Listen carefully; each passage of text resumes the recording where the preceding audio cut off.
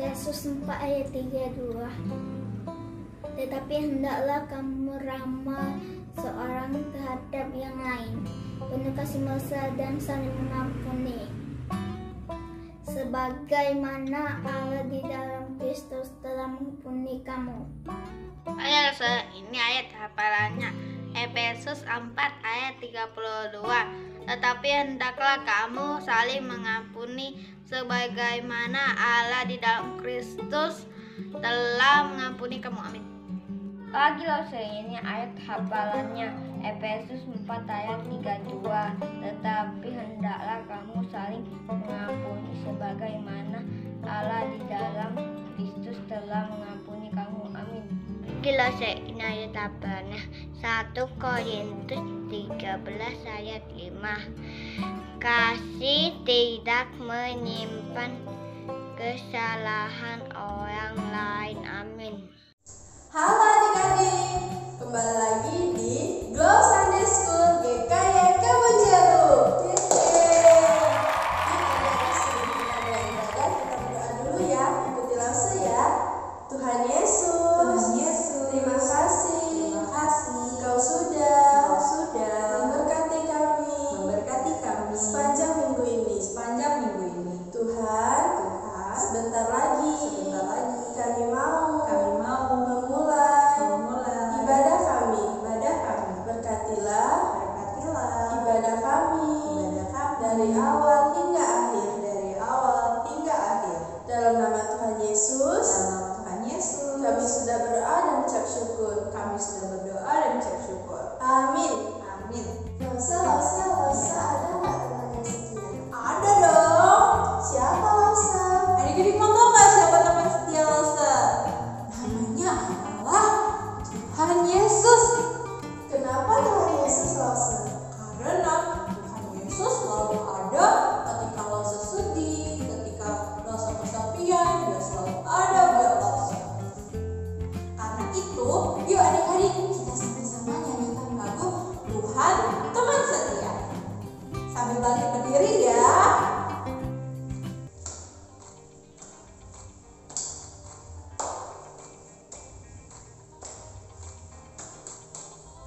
Terangnya mentari di gelapnya malam hari, tak akan sendiri.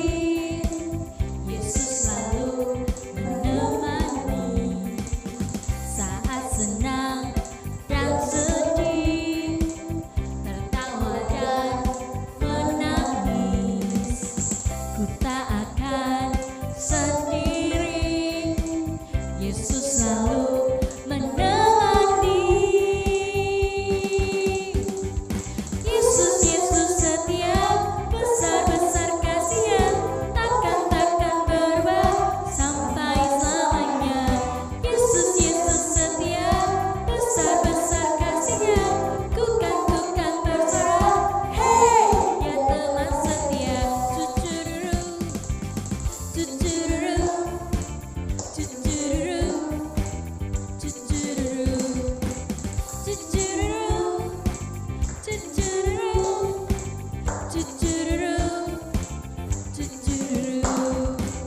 Saat senang dan sedih, tertawa dan menangis, ku tak akan sendiri.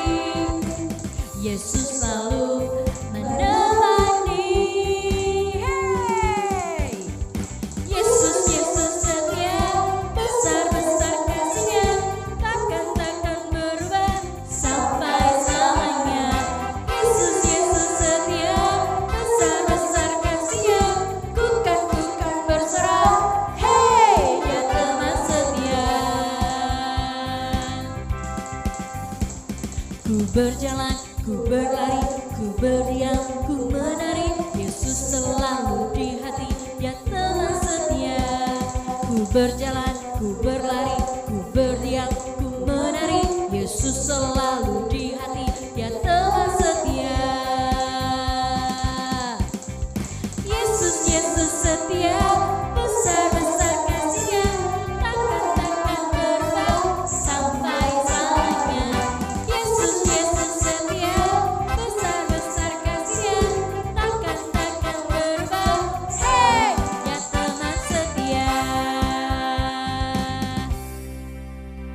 Shalom adik-adik yang dikasih Tuhan. Hari ini kita mau sama-sama siap mendengarkan firman Tuhan.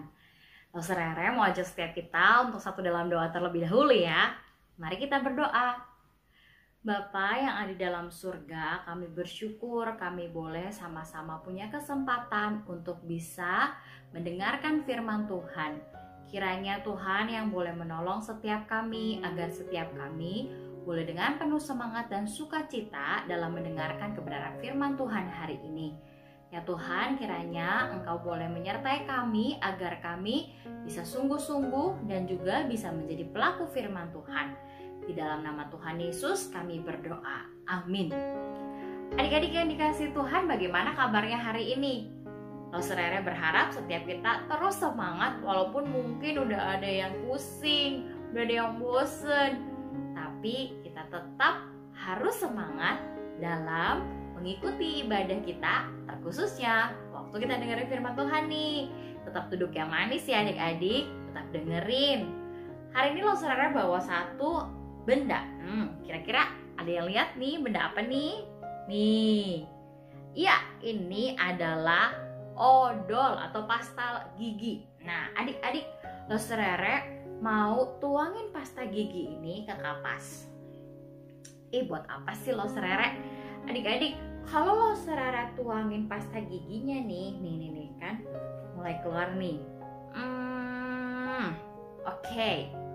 Nah kira-kira adik-adik bisa nggak sih masukin kembali pasta gigi yang udah dikeluarin sama Pastor Rere ini ke tempatnya semula? Bisa nggak kira-kira? Mau pakai apa ya kira-kira? Coba ya nanti di rumah adik-adik praktekin. Keluarin pasta giginya jangan banyak-banyak, nanti mami papi marah di rumah nih. Sedikit aja, terus pikirin caranya gimana ya supaya bisa masuk lagi. Suatu hal yang akan sulit dilakukan dan kayaknya mustahil. Iya adik-adik, kalau misalnya kita udah keluarin pasta giginya ini, pasti konsekuensinya adalah kita nggak akan bisa kembalikan ke isi dari pasta gigi ini ke tempatnya yang tadi. Ya iyalah ya adik-adik, gimana sih caranya mau kita lakuin masukinnya? Pasti tidak akan bisa. Nah, waktu kita udah ngelakuin ada konsekuensinya. Sama halnya dengan kisah kita pada hari ini adik-adik. Bangsa Israel yang Tuhan sudah pimpin keluar dari Mesir, mereka yang udah ikut sama Tuhan Allah dan Musa sebagai pemimpinnya kala itu, mereka bersungut-sungut nih sama Tuhan Allah. Mereka yang udah ditolong sama Tuhan Allah supaya hidupnya bebas, tetapi ternyata mereka terus-menerus bersungut-sungut. Adik-adik tahu gak sih sungut-sungut? Itu loh, mengeluh terus-menerus tapi juga menyalahkan. Jadi mereka gak pernah puas sama kondisi hidup mereka. Mereka selalu ngebandingin dirinya, waktu aku ada di Mesir itu tuh hidupnya enak loh. Enggak seperti saat ini waktu keluar dari tanah Mesir dan kita hidupnya kayak luntang-lantung, harus pergi terus-menerus. Waktu itu mereka ada di sebuah padang gurun. Sebelumnya mereka itu tuh habis dari Elim adik-adik. Jadi di sana juga ada 12 mata air dan juga 70 pohon kurma. Sebenarnya enak ya, tapi sebelumnya ada sebuah kisah di mana mereka tuh haus loh adik-adik.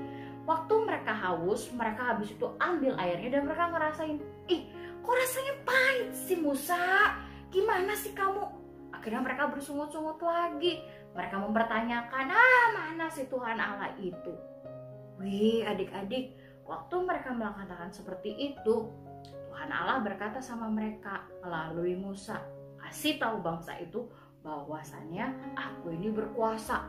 Adik-adik, akhirnya waktu dilemparin tuh balok kayu sama Musa ke air tersebut, waktu airnya diambil lagi, rasanya sudah berubah dari yang tadinya pahit jadi manis. Wih, keren banget ya Tuhan kita adik-adik. Dia sanggup melakukan segala sesuatu. Apa sih bangsa Israel nih yang udah ditolong terus-menerus sama Tuhan, tapi lagi-lagi nggak taat.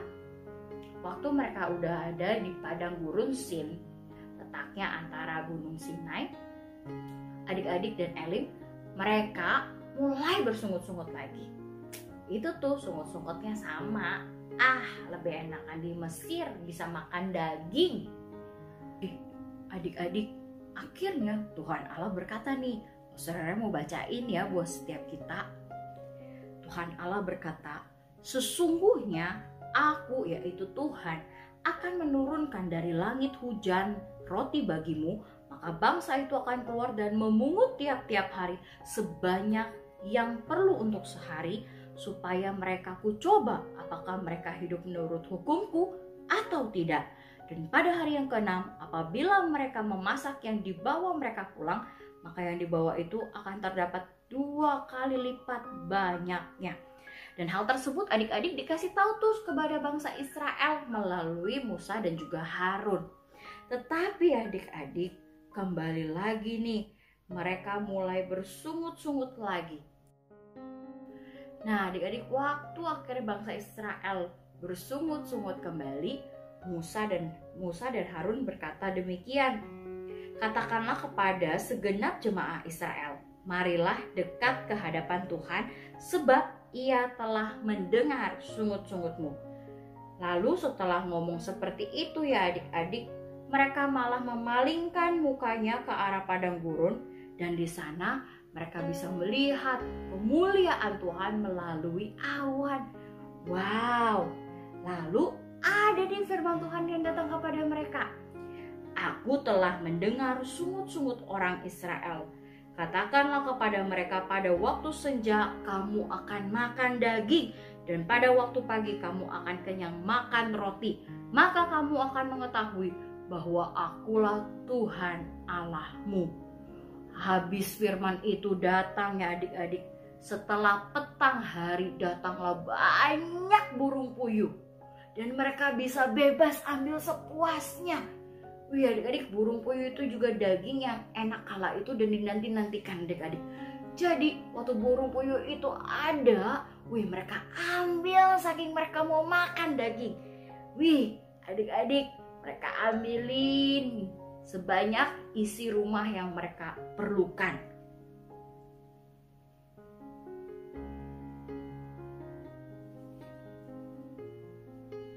Tetapi adik-adik,